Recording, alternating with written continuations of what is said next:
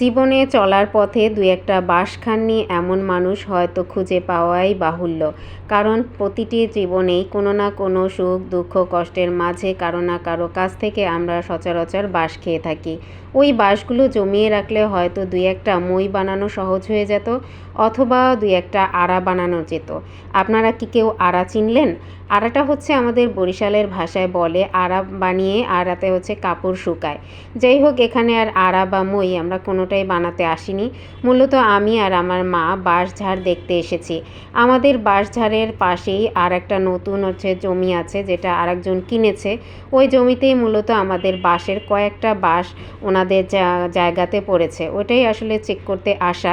এই যে ভিটাটা দেখছেন, এই ভিটাটাকে একসময় নাপিত ভিটা নামে পরিচিত ছিল। এই জঙ্গলে আগে বাঘ থাকতো, যা মানুষ দিনের বেলা আসতেও ভয় পেত। ছোটবেলা আমাদের গল্প বলতো মা।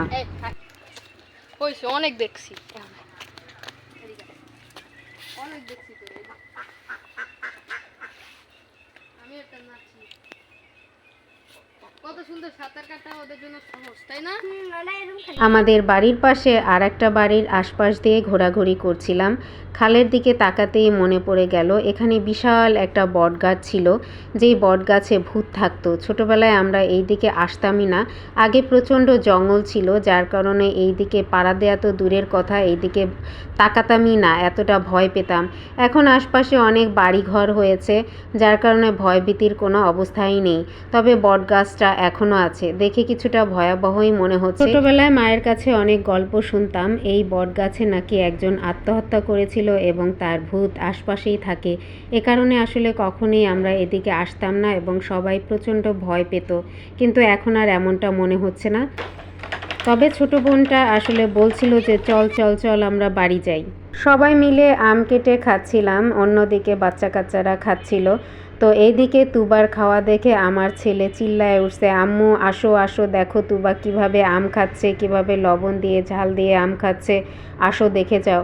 অন্যদিকে আমি ব্যাগটাকে গুছাচ্ছিলাম, কারণ আগামীকাল সকালেই আমি ঢাকার দিকে চলে যাব।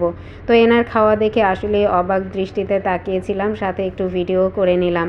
সে ঝাল লবণ মিক্সড করে হচ্ছে আম খাচ্ছে, বড়রা যেভাবে খাচ্ছিল। ছোটো বাচ্চারা আসলে অনুকরণ প্রিয়, অন্যকে অনুকরণ করতেই পছন্দ করে। তো সামিহা এবং হচ্ছে রাইসান আফসান যেভাবে খাচ্ছিল, সে সেই একই সিস্টেমে খাওয়ার ট্রাই করছিল। অন্যদিকে আমরা হচ্ছে সকাল সকালই বের হয়ে চলে আসলাম ঢাকার উদ্দেশ্যে। তো এটা হচ্ছে পদ্মা সেতু। পদ্মা সেতুতে উঠলে এমন কেউ নাই যে একটু ভিডিও করে না বা একটু ছবি তোলে না।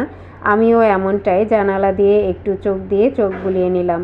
তো আজকের ভিডিও খুব বেশি আর বড় করব না। সবাই ভালো থাকবেন, সুস্থ থাকবেন। ভিডিওটা ভালো লাগলে শেয়ার করবেন। আল্লাহ হাফেজ।